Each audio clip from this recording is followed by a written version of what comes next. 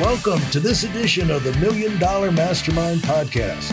This is where we pick the brains of high achievers from all walks of life and get their hard-earned, real-world insights on winning. I'm your host, Larry Weidel. Who explained to you, or how did you figure out how to deal with rejection? Because you said when you get, some people, they run in the first no, and they say, okay, I'm no good at this. I'll never be good at this. I can't do this. There's proof. They said no.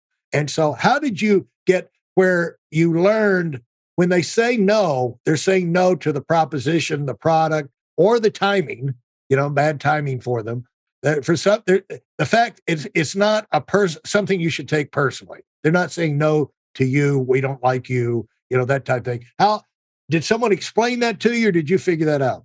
Yeah, I'm sure my parents had a lot to do with it. I know when I had these internships, they would tell me the same thing, like, you're going to get rejected. Don't take it personally. I'm actually going through that right now. So my wife and I are foster parents, and we foster teens, and we have a teenager, and we're helping him to apply for jobs. And he kind of had the mentality that he'd apply for one job, get it, and that would be the end of it. And we had to teach him that's not the case. You're going to get rejected. And we could tell he was getting frustrated and wanted to quit. And it is something that you have to just get over at a young age. I don't know specifically when I got over it or how I got confidence or whatever. But I mean, my parents were always very supportive. They were always pushing me to do that. They also told me I pretty much had to get a job. I had to pay for my own things. I wanted a car, all the things that I wanted in life as a teenager that were the most important things in the world, I had to buy myself. So failure was not an option. If I didn't get a job, I wouldn't be able to get a car. So nothing pushes you to succeed more than necessity.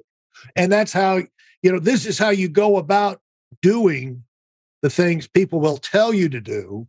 Like Nick Saban, coach at Alabama, is always saying, don't, it's one thing to lose, but don't lose the lesson, and the way you not lose the lesson is you say, what can I take out of that to be better next time and, succeed, And so how did you get the idea about, you say you went on and then you picked up service.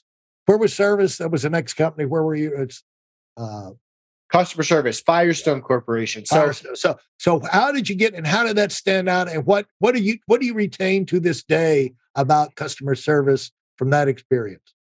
Yeah. So Firestone, you think of the car service company. I was an intern there, a sales intern. And when you start there, before you do anything, they fly you out or drive you out to their corporate headquarters, and you do full day trainings for a week where they teach you customer service. And that's all they focus on. And the biggest thing is just make every situation right. Don't let someone leave pissed off. Don't let people leave unhappy. And you kind of learn this when you're starting a company. And we try to set expectations. Like when we launched our bookkeeping service last year, we said, hey, we're new. There's going to be hiccups along the way. We're giving you 2 free months. Like, bear with us. If something comes up that doesn't go the right way, we're going to make it right. And whether that's credit or a free month, with Firestone, if we mess something up, we give them a free oil change. We'd give them a refund. We'd give them a credit. We'd do anything possible to keep them as a long-term customer. And it worked. I saw it work. I worked there for years, and you get these repetitive customers who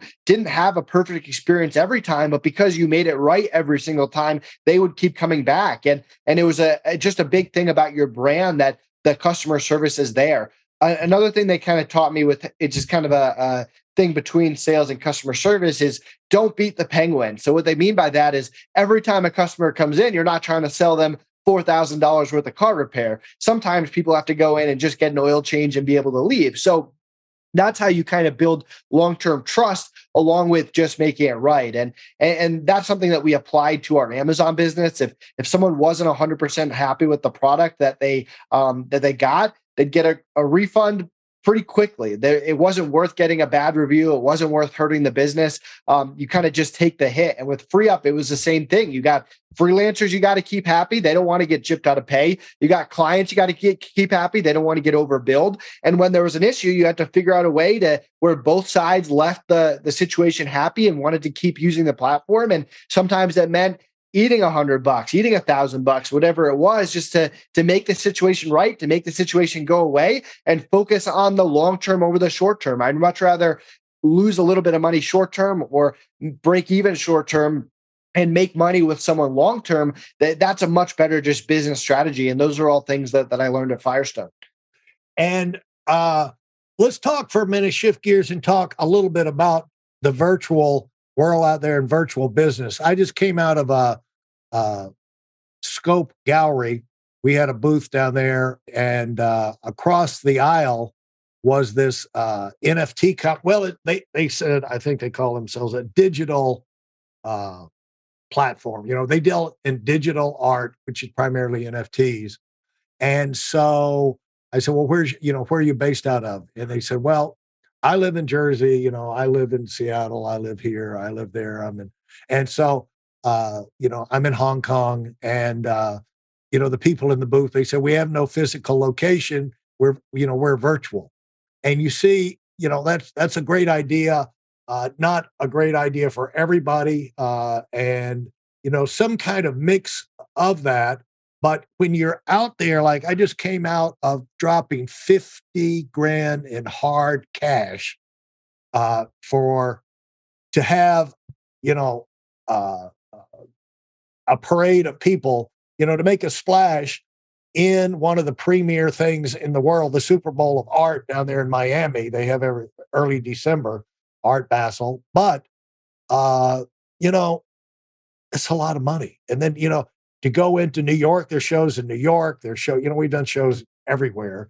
But even if you do a pop-up for 6 months, that's 150 grand minimum. And, we've done that right in the middle of Aspen, right in the middle of Palm Beach.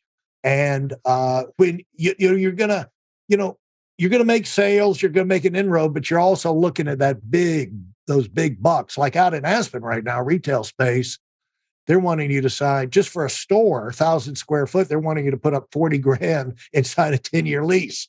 And so, unless I don't know how you look at that with a clear conscience. And there's a lot of people that are gulping when they sign those contracts. But you've got to take a look at the virtual world and at least make sure you're taking advantage of that too. And what is your insight on that? Because you jumped into it right off the bat with the drop shipping and things like that. Yeah, I mean, NFTs are a little far away from anything I do, but as like kind of a rule of thumb, if it sounds too good to be true, it is too good to be true. That's the way I look at it. Yeah. Yeah, I try to stay away from all that stuff. Like I have people messaging me about Amazon automations at stores and stuff like that, and I just stay away from all of it. Like pretty much, if there's any kind of groupthink or something that a lot of people are doing, or something that's like a get rich quick, I'm out of it. And some people make money on it. Talk about that, because that's what I found. Because it's seductive, because the logic will be there. They can make perfect sense, perfect logic, but the timing could be wrong by like 20 or 30 years. The timing could be wrong. The development could be incomplete. The applications could be off point, but conceptually, incredible sense. And it's easy to get sucked into that vortex and go right down the commode, and get flushed out of business with a lot of your money because you bought the idea of it than the reality of it. And that's why, Nathan, that's why I love to talk to people in the real world, because they have different eyes and different ways of evaluating. Because a lot of the people that are cheerleading this crap are people who work for those companies, and they're on a salary, so it makes perfect sense to them. Unbelievable. But they're not out there running a business and going to go, live or die based off the success of that thing. And so you've got those those eyes, you've got those instincts. I operate the same way. You want to have technology working for you, but you don't want to get into early, and you just don't want to get into it because it sounds good. Yeah, and we talked a little bit about low risk, high reward. That's the opposite. That's high risk, maybe high reward. I don't know. But yeah, I kind of stay away from all of that. And Yeah, your reputation's everything too. So I don't want to refer people to something I don't think will treat them well. I don't offer something myself unless I think that people will do a great job. And if someone has a bad experience with my company in any way, I just refund them and move on. I'm not down. I'm not trying to argue with people or sue people or do any of that Right. stuff. I'm just Right. trying to run a business and focus on the long term and not the short term. What would you, in fact, let's just hit a couple of keys about that. If you are selling online, and what are some keys you've found that are absolutes, non-negotiables, like that? Like if you have a disgruntled customer, don't, you say people, it's the principle of the thing. I'm not, it's like, don't let forget the principle of the thing, you know, deal with it and move on. Yeah, I just try to be the bigger person in every situation and look at the big picture in every situation. Like I said, I'd rather lose a little bit of money and keep my reputation, avoid a bad review, get a good review. I've had people in the past that unintentionally they've had a bad experience with, let's say, free up where their VA didn't do a great job, and I gave them a full refund. I gave them credit to a new VA, and a month later they're super happy. They trust me for life, and they leave us a good review. So I'd rather take responsibility for everything, even if it's not personally my fault. If it's my employees or my business or my service, it is my fault. And I also want to resolve things quickly. If someone's unhappy, I don't want it to drag out 2 weeks. I want to resolve it in one email chain, one phone call, and both of us move on with our day and focus on bigger and better things. And there's times I've been rejected, I've been yelled at, I've had people swear at me. I've had people that told me I couldn't go on their podcast for years, and I nicely followed up with them, and eventually they let me on, and I didn't take it personally. So it all kind of falls in the same category of accepting rejection, not taking it personally, being a better person, and focusing on the big picture of your business and not the short-term money that you're losing. Now, what in the world could you say on a podcast that would cause a podcaster to get so pissed off? They say, you'll never be back. What would, No, that wasn't it. I've never had a podcast host tell me that I'd never be back, but I yeah. have had people that I've reached out to them and they said no, like I don't, I'm not interested in having you on. And Okay. over time, I'd follow up with them and be like, hey, this is what I'm up to. This is what we've done. This are some topics. I'd even send them some reviews of people in their community, people that are customers of theirs, and eventually got on. And I've had customers that have been very upset at me for whatever reason initially, and turned into great clients because I just fixed it and made it right going forward. So there's all sorts of situations. Thanks for listening to the Million Dollar Mastermind.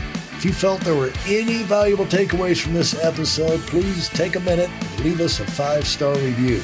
Your feedback is important and really helps us get the word out to a wider audience. Remember, we have a valuable webinar that is absolutely free. Register for it right now at weidelonwinning.com. Thanks for listening.